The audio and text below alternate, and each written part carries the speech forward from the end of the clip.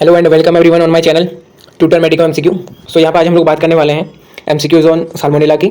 इससे पहले हम लोग कंप्लीट कर चुके हैं morphology, culture, antigenic structure, biochemical reactions and pathogenesis of salmonella. उसके बाद हम लोगों ने नेक्स्ट वीडियो में कंप्लीट किया था लैब डायग्नोसिस ऑफ साल्मोनेला का टॉपिक। सो आज हम बात करते हैं एमसीक्यूज ऑन साल्मोनेला। तो स्टार्ट करते हैं आज की वीडियो। स्लाइड देख लेते हैं पहले हम। सो यहाँ पे पहला एमसीक्यू दिया गया है, which of the following is produced by salmonella. यहाँ पे पूछ रहा है कि इनमें से कौन सा डिजीज है जो साल्मोनेला प्रोड्यूस करता है। First one enteric fever, gastroenteritis, septicaemia and fourth one है ऑल ऑफ द अबव। तो इसका राइट आंसर कौन सा हो जाएगा? All of the above. क्यों? मैंने आपको बताया था कि जो एंटेरिक फीवर है, गैस्ट्रोएंटेराइटिस और सेप्टिसेमिया, ये तीनों साल्मोनेला ही कॉज करता है। बस डिफरेंट क्या होता है, यहाँ पे स्पीसीज का डिफरेंस रहता है। जो आपका एंटेरिक फीवर है वो कौन कॉज करेगा? Typhi and paratyphi. Okay, typhi and paratyphi. And जो आपका गैस्ट्रोएंटेराइटिस होता है वो कौन कॉज करता है? साल्मोनेला टाइफीम्यूरियम। एंड जो आपका सेप्टिसेमिया होता है ये कौन करता है? पैराटाइफी सी। ओके, यहाँ पर बेसिकली होता क्या है, स्पीसीज डिफरेंट रहती है लेकिन जो आपका ग्रुप होता है वो सेम है। तो इसका राइट आंसर कौन सा हो जाएगा? Salmonella. Which of the following culture media is used as selective media for salmonella. तो यहाँ पे कौन सा कल्चर मीडिया है जो as a selective media use किया जाता है? किसके लिए? साल्मोनेला के लिए। तो इसका राइट आंसर कौन सा हो जाएगा? Bismuth, Blair and bismuth sulphide media. And जो यहाँ पे सेकंड ऑप्शन दिया गया है ये भी देख लीजिए आप लोग। जो आपका बाइल सॉल्ट अगार है ये आपका ग्राम नेगेटिव इंटेस्टाइनल बैक्टीरिया के लिए यूज किया जाता है, लेकिन ये आपका सेलेक्टिव मीडिया नहीं है। ओके, जो पोटेशियम टेलुराइड ब्लड अगार है ये किसके लिए यूज किया जाता है? कोरिनी बैक्टीरियम डिप्थीरी के लिए as a selective media. Okay, तो ये वाला भी इंपॉर्टेंट आप इसको भी याद कर लेना। पोटेशियम टेलुराइड ब्लड अगार किसके लिए यूज किया जाता है? कोरिनी बैक्टीरियम डिप्थीरी के लिए। ओके, सो इसका राइट आंसर कौन सा होगा? Wilson Blair and bismuth sulphide media. So selective media use क्यों करते हैं? बेसिकली क्योंकि जब हम लोग साल्मोनेला का कल्चर लगाते हैं स्टूल का, तो उसमें क्या होता है, आपके नॉर्मल इंटेस्टिनल फ्लोरा प्रेजेंट रहते हैं, लेकिन जो आपका सेलेक्टिव मीडिया होता है वो क्या करता है? सिर्फ परमिट करता है ग्रोथ ऑफ साल्मोनेला की, एंड बाकी जो उसके नॉर्मल फ्लोरा प्रेजेंट रहेंगे आपके पेशेंट के स्टूल में उनको क्या कर देगा? इनहिबिट कर देगा, सप्रेस कर देगा, और जो आपका साल्मोनेला की ग्रोथ है उसको प्रोवोक करता है। ओके, सो इसका राइट आंसर कौन सा हो जाएगा? Wilson Blair and bismuth sulphide media. Third one MCQ देखते हैं यहाँ पे हम लोग। Which of the following salmonella ferment glucose with no gas. यहाँ पे कौन सा स्पीसीज है साल्मोनेला की जो क्या करती है? ग्लूकोज का फर्मेंटेशन करती है लेकिन वहाँ पे गैस प्रोडक्शन नहीं करती है। तो यहाँ पे मैं एक बात आपको बताता हूँ, जो साल्मोनेला पैराटाइफी बी, क्लोरा स्विस, ये तीनों क्या करते हैं? ग्लूकोज फर्मेंट करके क्या बनाते हैं? Acid and gas both. Okay, लेकिन जो आपका साल्मोनेला टाइफी ये क्या करता है? सिर्फ एसिड प्रोड्यूस करता है, ग्लूकोज फर्मेंटेशन के बाद आपका गैस का प्रोडक्शन नहीं करता है। तो इसका राइट आंसर कौन सा हो जाएगा? Salmonella typhi. Next one MCQ देख लेते हैं हम लोग। Which of the following salmonella does not utilise citrate. तो इनमें से कौन सी स्पीसीज है साल्मोनेला की जो सिट्रेट को यूटिलाइज नहीं करेगी? ओके, जब हमने बायोकेमिकल रिएक्शंस पढ़ी थी तब हम लोगों ने देखा था कि साल्मोनेला की कोई भी स्पीसीज नहीं होती जो सिट्रेट को यूटिलाइज करती है। ओके, सो इसका राइट आंसर कौन सा हो जाएगा? बोथ, यानी कि इन दोनों में से कोई भी स्पीसीज सिट्रेट यूटिलाइज नहीं करती है। ओके, नेक्स्ट एमसीक्यू देख लेते हैं। Which of the following Salmonella possesses flagellar antigen in one phase. तो यहाँ पर फ्लैजेलर एंटीजन भी मैंने बताया था आप लोगों को जब एंटीजन स्ट्रक्चर पढ़ा रहा था। मैंने आपको बताया था ये आपका साल्मोनेला है, ये आपका इसके फ्लैजिला है। यहाँ पे मैंने बताया था आपको एच एंटीजन प्रेजेंट रहता है फ्लैजिला में, उसे क्या कहते हैं हम? फ्लैजिलर एंटीजन भी कहते हैं। सो अब होता क्या बेसिकली, जो एच एंटीजन होता है ये किस में प्रेजेंट रहता है? बैक्टीरिया में। ओके, और एच एंटीजन फर्दर दो पार्ट में डिवाइडेड रहता है, फेज 1 एंड फेज 2। ओके, सो जिस बैक्टीरिया में phase 1 and phase 2 both present रहेंगे उसे हम कहेंगे डाइफेजिक। एंड अगर किसी बैक्टीरिया में सिर्फ फेज 1 या फेज 2 प्रेजेंट है तो उसे हम क्या कहेंगे? मोनोफेजिक। तो यहाँ हमारे क्वेश्चन में क्या पूछ रहा है? Which of the following Salmonella possesses flagellar antigen in one phase. So ऐसा कौन सा बैक्टीरिया इनमें से जिनमें जो आपका फ्लैजिलर एंटीजन होता है सिर्फ उसमें वन फेज प्रेजेंट रहती है? ओके, तो इसमें राइट आंसर कौन सा हो जाएगा?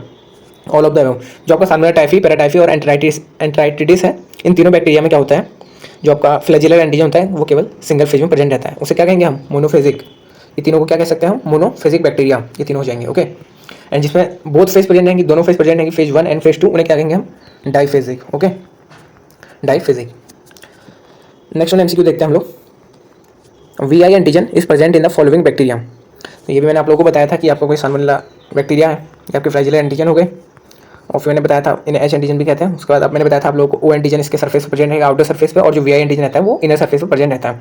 सो अब यहाँ पर पूछते रहा क्वेश्चन में, V I antigen is present in following bacteria, यानी कि साल्मोनेला की कौन कौन सी स्पीसीज है जिनमें वी आई एंटीजन प्रेजेंट रहता है। ओके, फर्स्ट वन ऑप्शन है यहाँ पे साल्मोनेला टाइफी, सेकंड वन है साल्मोनेला पैराटाइफी सी, साल्मोनेला ड्यूबुलिन हमारा थर्ड ऑप्शन है, एंड फोर्थ ऑप्शन है हमारा ऑल ऑफ द अबव। सो इसका राइट आंसर कौन सा होगा? All of the above. जो आपका यहाँ पे वी आई एंटीजन होता है वो किस में प्रेजेंट रहता है? तीनों स्पीसीज में प्रेजेंट रहता है, टाइफी में भी, पैराटाइफी में भी, एंड ड्यूबुलिन में भी। ओके, इसका राइट आंसर कौन सा हो जाएगा? Answer number 4। Next one MCQ देखते हैं। The most important specimen for isolation of salmonella typhi in first week of enteric fever. So इनमें से कौन सा ऑप्शन है राइट वाला? सो आप लोग कमेंट करके मुझे बताएंगे ये वाला, क्योंकि मैं आप लोगों को पढ़ा चुका हूँ इससे पहले। The most important specimen for isolation of salmonella typhi in first week of enteric fever, यानी कि जब किसी पेशेंट को इन्फेक्शन होता है तो उसके फर्स्ट वीक में कौन सा स्पेसिमेन कलेक्ट करेंगे हम? ओके, आइसोलेशन के लिए साल्मोनेला टाइफी के। Blood, faeces, urine and pus. So मैंने जब आपको पढ़ाया था तो मैंने बताया था कंटामिनेटेड फूड के थ्रू आपके इंटेस्टाइन में एंटर करेगा, इंटेस्टाइन की वॉल को पेनिट्रेट करके आपके ब्लड में जाएगा। सो जो ये टाइमिंग होती है ना, जब उसने आपकी बॉडी में एंटर किया और आपके ब्लड में पहुंचा, सो ब्लड में पहुंच कर वो क्या करता है, ब्लड में तो पहुंच गया, ब्लड में पहुंच के 1 वीक तक आपके ब्लड में सर्कुलेट होगा। उसके बाद क्या करता है ये, फर्स्ट वीक के बाद सेकंड वीक में कहाँ चले जाते हैं, आपके इंटरनल ऑर्गन्स में। मैंने बताया था आप लोगों को liver, gall bladder and kidney में। उसके बाद मैंने बताया था थर्ड वीक में क्या करता है ये, थर्ड वीक में आपका कहाँ एंटर करेगा, गॉल ब्लैडर में स्पेसिफिकली जाता है एंड वहाँ पे क्या करता है, ग्रो करता है, क्योंकि जो आपकी बाइल होता है गॉल ब्लैडर में वो नेचुरल कल्चर मीडिया की तरह एक्ट करता है और वहाँ पे ग्रोथ करता है। और थर्ड वीक में क्या करेगा, आपका इंटेस्टाइन में बैक्टीरिया को रिलीज करना स्टार्ट कर देगा और उसके थ्रू आपका स्टूल में जाएगा। सो थर्ड वीक में आपका पॉजिटिव कौन सा आएगा, स्टूल आएगा, क्योंकि गॉल ब्लैडर के थ्रू इंटेस्टाइन के थ्रू ये कहाँ आ रहा है, आपके स्टूल में आ रहा है। और फर्स्ट वीक में आपको ब्लड आएगा। ओके, तो इसका राइट आंसर कौन सा हो जाएगा, फर्स्ट वीक में पॉजिटिव कौन सा आएगा, ब्लड आएगा, क्योंकि मैंने बताया ना आपको कि सबसे पहले ब्लड में एंटर करेगा, उसके बाद आपके इंटरनल ऑर्गन्स में आएगा एंड थर्ड वीक में आपका फिसिस में आएगा। इसका राइट आंसर कौन सा हो जाएगा, ब्लड। नेक्स्ट वन एमसीक्यू देख लेते हैं हम लोग। Enteric fever can be detected by isolation of salmonella from. जो आपका एंटेरिक फीवर होता है, ओके, उसको हम कैसे डिटेक्ट कर सकते हैं। अगर हम एंटेरिक फीवर हमें किसी पेशेंट में पता करना है या पता लगाना है कोई भी पेशेंट उसे कौन सा इन्फेक्शन हो रहा है, तो आप लोग कैसे पता लगाएंगे, कौन कौन से सैंपल आप लोग ले सकते हैं। यहाँ पर ऑप्शन दिए गए हैं, blood, faeces, urine, aspirated duodenal fluid, all of the above. तो यहाँ पे जनरली 4 आंसर्स दिए रहते हैं, लेकिन यहाँ पे मैंने 5 एक और ऐड कर दिया है। तो यहाँ पे आप लोग मुझे राइट आंसर कमेंट करके बताइए, क्योंकि आप लोगों को मैं पढ़ा चुका हूँ ये सब। ओके, तो फटाफट बताइए आप लोग। तो इसका राइट आंसर कौन सा हो जाएगा, ऑल ऑफ द अबव। क्यों, क्योंकि ब्लड से भी कलेक्ट करते हैं हम लोग। फर्स्ट वीक में ब्लड में आएगा, सेकंड वीक में आपका मैंने बताया था कि इंटरनल ऑर्गन में एंटर करता है, थर्ड वीक में आपके कहाँ जाएगा, स्पेसिफिकली गॉल ब्लैडर। जब इंटरनल ऑर्गन में मैंने बताया था लिवर बताया था मैंने, गॉल ब्लैडर बताया था एंड किडनी। तो सेकंड वीक में क्या हुआ, यूरिन में भी आपको पॉजिटिव आएगा और थर्ड वीक में मैंने बताया था आपको इंटेस्टाइन के थ्रू फिसिस में। सो फर्स्ट वीक में किस में आ रहा है, ब्लड में, सेकंड वीक में फिसिस में, थर्ड वीक में यूरिन में। और एस्पिरेटेड ड्यूडेनल फ्लूइड क्या होता है कि जो आपकी इंटेस्टाइन होती है, जो थर्ड वीक में इंटेस्टाइन के थ्रू रिलीज होता है आपके स्टूल में, तो वहाँ पे क्या करती है, एस्पिरेट करते हैं, यानी कि एक निडल से आपका प्रेक करेंगे, ओके, और उसमें आपके इंटेस्टाइन से फ्लूइड लेंगे, उसको ग्रो कराएंगे, कल्चर कराएंगे, ओके, तो उससे हम डिटेक्ट करते हैं। तो यहाँ पे ये वाला भी राइट आंसर हो जाएगा, एस्पिरेटेड ड्यूडेनल फ्लूइड, यानी कि हम एस्पिरेट कर रहे हैं फ्लूइड आपके इंटेस्टाइन के ड्यूडेनल से। ओके, इसका राइट आंसर कौन सा हो जाएगा, all of the above. Next one MCQ देखते हैं हम लोग। Which type of test is Widal test. जो आपका विडाल टेस्ट है किस टाइप का टेस्ट है। नंबर 1 है स्लाइड एग्लूटिनेशन। मैंने आपको बताया था कि स्लाइड में भी करते हैं जनरली, लेकिन मैंने आपको ये भी बताया था कि लैब में हम लोग स्लाइड में करते हैं, लेकिन ये जो हमारा बुक मेथड होता है वो कौन सा होता है, बुक के अकॉर्डिंग राइट मेथड वो कौन सा होता है, ट्यूब एग्लूटिनेशन टेस्ट। मैंने आपको बताया था ड्रेयर ट्यूब होती है, उसमें एच एग्लूटिनेशन होता है एंड फेलिक्स ट्यूब होती है, उसमें क्या होता है, ओ एंटीजन को एग्लूटिनेट करते हैं, और ड्रेयर ट्यूब में क्या करते हैं, एच एंटीजन को एग्लूटिनेट करते हैं। तो इसका राइट आंसर कौन सा होगा, ट्यूब एग्लूटिनेशन टेस्ट। और जो रिएक्शन होती है वो कौन सी रिएक्शन होती है इसमें, को एग्लूटिनेशन रिएक्शन। ओके, तो इसका राइट आंसर कौन सा हो जाएगा, ट्यूब एग्लूटिनेशन टेस्ट। बेसिकली कुछ नहीं है, हम क्या करते हैं, ट्यूब में एक में एच एंटीजन ऐड करेंगे और एक में ओ एंटीजन ऐड करेंगे।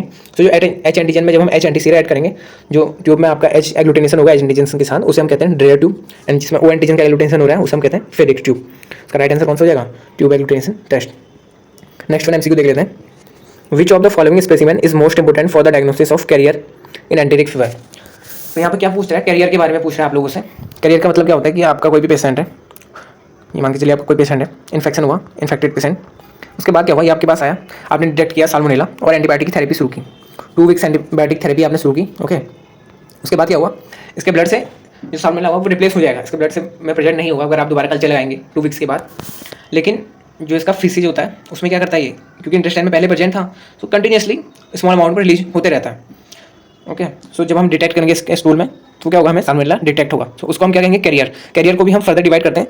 कुछ पेशेंट में क्या होता है कि इन्फेक्शन ठीक होने के 3 महीने बाद तक साल्मोनेला स्टूल में एक्सक्रीट होता है, उन्हें कहते हैं हम टेम्परेरी कैरियर, एंड 6 मंथ तक होता है, एंड 1 ईयर तक भी होता है। सो जिन पेशेंट्स में यहाँ पर 1 ईयर तक एक्सक्रीट हो रहा है स्टूल में कंटिन्यूसली विदाउट इन्फेक्शन, ओके, तो उन्हें हम कहेंगे परमानेंट कैरियर, और जो 3 मंथ्स तक हो रहे हैं उन्हें टेम्परेरी कैरियर। ओके, इसका राइट आंसर कौन सा हो जाएगा, कैसे पता लगा रहे हैं हम कैरियर का, क्योंकि हम स्टूल में देख रहे हैं फिसिस में। ओके, इसका राइट आंसर कौन सा हो जाएगा, फिसिस।